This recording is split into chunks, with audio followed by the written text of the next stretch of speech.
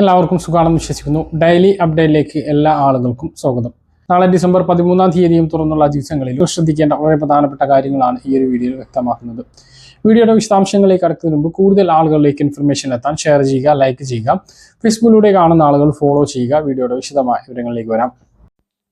സംസ്ഥാനത്ത് റേഷൻ കടകളുടെ സമയക്രമം പുനഃക്രമീകരിച്ചു. രാവിലെ ഇനി 8:30 തുറക്കുക. ഉച്ചക്ക് പതിവ് പോലെ തന്നെ 12 മണിക്ക് അടക്കുന്നതാണ്. വൈകുന്നേരം 4 മണി മുതൽ രാത്രി 7 മണി വരെയാണ് റേഷൻ കട ഇനി പ്രവർത്തിക്കുക. നേരത്തെയും അത് അങ്ങനെ തന്നെയാണ്. രാവിലെ 8 മണി എന്നുള്ളത് 8:30 പാർലമെന്റിലേക്കും നിയമസഭയിലേക്കും ഒറ്റ തെരഞ്ഞെടുപ്പ് നടത്തുന്ന ബില്ലിന് കേന്ദ്ര മന്ത്രിസഭ അംഗീകാരം നൽകി. ബില്ല് പാർലമെന്റിന്റെ ശീതകാല സെക്ഷനിൽ അവതരിപ്പിച്ചേക്കും. അതേസമയം ബില്ല് കൂടുതൽ പരിശോധനയ്ക്കായി ജോയിന്റ് പാർലമെന്റ് സമിതിക്ക് കൈമാറുമെന്നും ഹിന്ദുസ്ഥാൻ ടൈംസ് റിപ്പോർട്ട് ചെയ്തു. കഴിഞ്ഞ നവംബർ 25 തുടങ്ങിയ പാർലമെന്റിന്റെ ശീതകാല സമ്മേളനം ഡിസംബർ 20 അവസാനിക്കും. ഒറ്റ തെരഞ്ഞെടുപ്പിന് വേണ്ടി നിലവിലുള്ള നിയമങ്ങളെല്ലാം ഭേദഗതി ചെയ്തുകൊണ്ടുള്ള പുതിയ നിയമമാണ് ഭേദഗതി ബില്ലിലൂടെ ശുപാർശ ചെയ്യുന്നത്. പ്രതിപക്ഷത്തിന്റെ കടുത്ത എതിർപ്പുണ്ടെങ്കിലും ലോക്സഭയിലും രാജ്യസഭയിലും ഭൂരിപക്ഷം ഉള്ളതിനാൽ ബില്ല് പാസാക്കാൻ കേന്ദ്ര സർക്കാരിന് തടസ്സം ഉണ്ടാകില്ല. ബില്ല് നിയമമാക്കുന്നതിന് 6 ഭരണഘടനാ ഭേദഗതി ആവശ്യമായി വരും. അതിന് പാർലമെന്റിന്റെ 3/2 ഭൂരിപക്ഷം ആവശ്യമാണ്.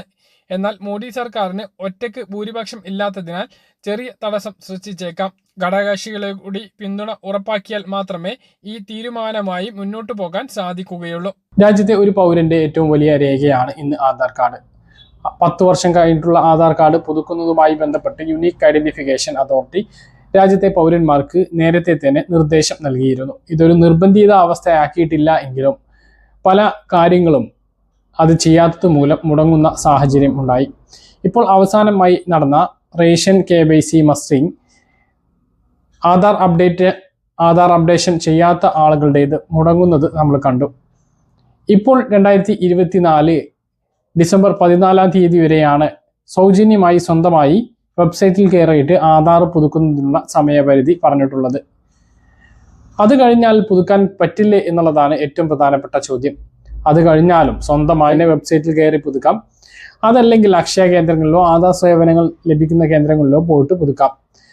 ഈ സൗജന്യം അവസാനിക്കുക മാത്രമാണ് ചെയ്യുക. അത് 25 രൂപയായിരുന്നു സൗജന്യം ഏർപ്പെടുത്തുന്നതിന് മുമ്പ് നമ്മൾ നൽകേണ്ടിയിരുന്നത്. ഇത് ഈ സൗജന്യം അവസാനിക്കുകയാണെങ്കിൽ 15 തീയതി മുതൽ എങ്ങനെയാണ് എന്ന് അവർക്കറിയില്ല.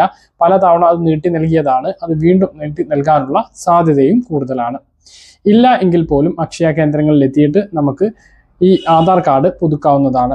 നമ്മുടെ നിത്യോപയോഗത്തിനുള്ള അതിൻ്റെ ഏറ്റവും വലിയ ആധികാരിക രേഖ ആധാർ കാർഡ് ആയതുകൊണ്ട് തന്നെ 10 വർഷം കഴിഞ്ഞിട്ടുണ്ട് എങ്കിൽ നിങ്ങൾ നേരിട്ട് അക്ഷയ കേന്ദ്രങ്ങളിലോ ആധാർ സേവനങ്ങൾ ലഭിക്കുന്ന കേന്ദ്രങ്ങളിലോ പോയിട്ട് പുതുക്കുന്നത് തന്നെയാണ് നല്ലത്.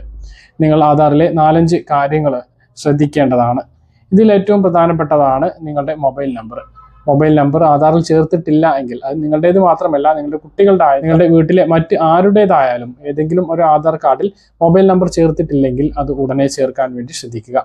ഇനി ചേർത്ത മൊബൈൽ നമ്പർ ഇപ്പോൾ നിങ്ങളുടെ കയ്യിലില്ല എങ്കിൽ ഇപ്പോൾ നിങ്ങളുടെ കയ്യിലുള്ള മൊബൈൽ അതിൽ അപ്ഡേറ്റ് ചെയ്യുകയും വേണം. മറ്റൊന്ന് മുഖമാണ്. നിങ്ങൾ ആധാറിലെ മുഖം നിങ്ങളുടെ ഇപ്പോഴത്തെ രൂപവുമായിട്ട് ബന്ധം ഇല്ല എങ്കിൽ, അതായത് പണ്ട് കാലത്ത് എടുത്ത ആധാർ കാർഡ് 10 വർഷം മുമ്പ് എടുത്ത ആധാർ കാർഡിൽ ഇപ്പോൾ പല ആളുകളുടേതും മുഖത്തിൽ വ്യത്യാസങ്ങൾ വന്നേക്കാം. അങ്ങനെയുള്ള ആളുകൾ പുതിയ ഫോട്ടോ നൽകാൻ വേണ്ടിയിട്ട് ശ്രദ്ധിക്കുക.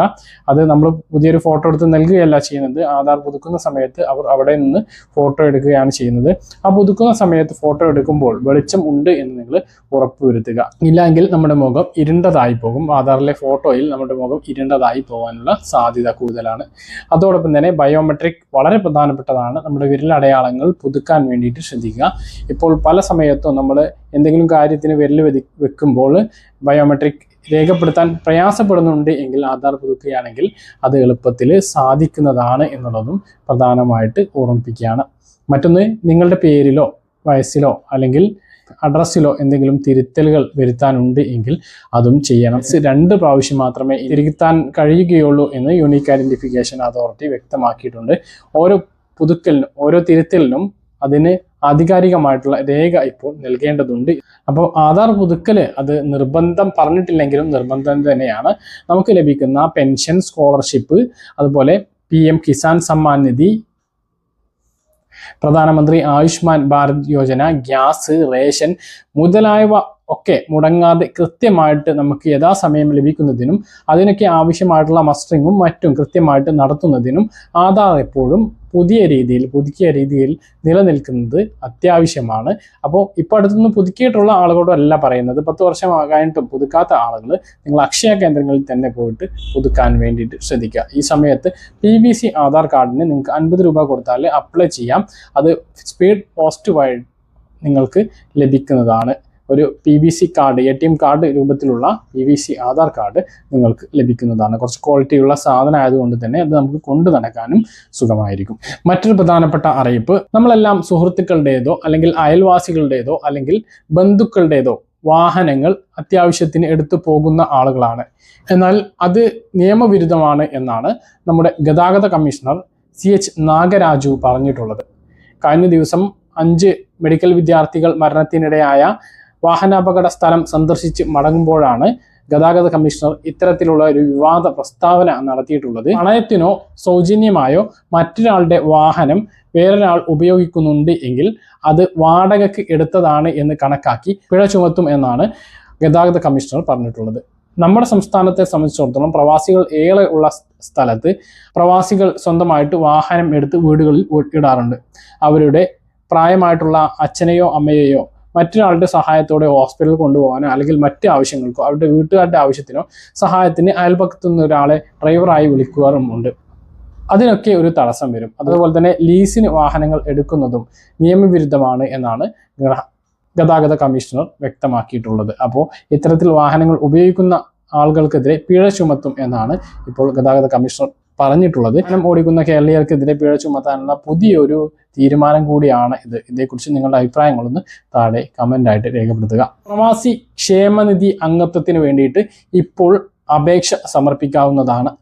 ഇതിനു വേണ്ടിയിട്ടുള്ള പ്രത്യേക ക്യാമ്പ് ഓരോ ജില്ലകളിലും ആരംഭിക്കുകയാണ്. ക്യാമ്പിന്റെ ഉദ്ഘാടനം തിരുവനന്തപുരത്ത് ഈ മാസം 31 2024 ഡിസംബർ 31 നടക്കുന്നതാണ്. തുടർന്ന് എല്ലാ സ്ഥലങ്ങളിലും ഇതിൻ്റെ ക്യാമ്പുകൾ സംഘടിപ്പിക്കുന്നതാണ്.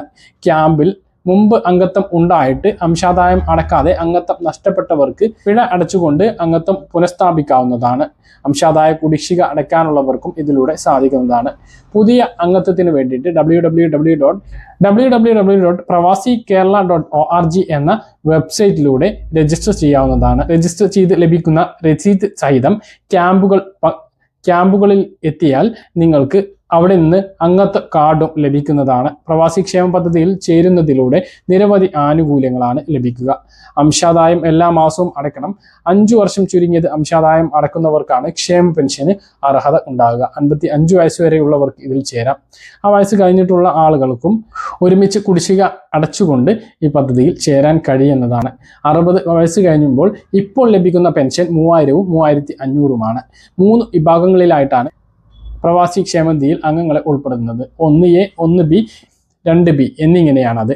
1A എന്ന് പറഞ്ഞാൽ രാജ്യത്തിന് പുറത്ത് പ്രവാസിയായിട്ട് നിലവിൽ ഉള്ള ആളുകളാണ് 1A വിഭാഗക്കാർ. അങ്ങനെയുള്ള ആളുകൾ 60 വയസ്സ് കഴിഞ്ഞിട്ടുണ്ട് എങ്കിൽ അവർക്ക് 3500ആണ് പെൻഷൻ ലഭിക്കുന്നത്.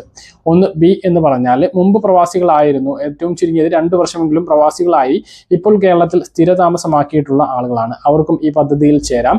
അവർക്ക് 60 വയസ്സ് കഴിഞ്ഞാൽ പെൻഷൻ ലഭിക്കുന്നത് 3000 രൂപയാണ്. ഇനി 2A വിഭാഗക്കാർ കേരളത്തിന് പുറത്ത് പ്രവാസികളായിട്ടുള്ളവരാണ്. അവർക്കും ഈ പദ്ധതിയിൽ ചേരാം. അവർക്കും പെൻഷൻ ലഭിക്കുന്നത് 3000 രൂപയാണ്. 2021 അവസാനമായി വർദ്ധിപ്പിച്ചത്. 2500 പെൻഷൻ 3000 ആക്കിയും 3000 ഉള്ളത് 3500 ആക്കിയും അന്ന് വർദ്ധിപ്പിച്ചിരുന്നു. ഇനിയും കാലാനുസൃതമായിട്ടുള്ള വർധനവുണ്ടാവും. പ്രവാസികളായിട്ട് അല്ലെങ്കിൽ മുമ്പ് പ്രവാസികളായിട്ടുള്ള ആളുകൾ പദ്ധതിയിൽ ചേരണമെന്ന് പ്രധാനമായിട്ട് ഓർമ്മിപ്പിക്കുകയാണ്.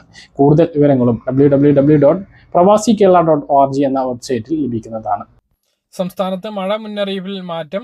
3 ജില്ലകളിൽ ഇന്ന് റെഡ് അലർട്ട് പ്രഖ്യാപിച്ചിട്ടുണ്ട്. പത്തനംതിട്ട, എറണാകുളം, ഇടുക്കി ജില്ലകളിലാണ് ഇന്ന് റെഡ് അലർട്ട് നിലനിൽക്കുന്നത്. 5 ജില്ലകളിൽ ഓറഞ്ച് അലർട്ടും പ്രഖ്യാപിച്ചിട്ടുണ്ട്. തിരുവനന്തപുരം, കൊല്ലം, ആലപ്പുഴ, കോട്ടയം, തൃശൂർ എന്നീ ജില്ലകളിലാണ് ഓറഞ്ച് അലർട്ട്. പാലക്കാട്, മലപ്പുറം, കോഴിക്കോട്, വയനാട് എന്നീ ജില്ലകളിൽ യെല്ലോ അലർട്ടുമാണ്.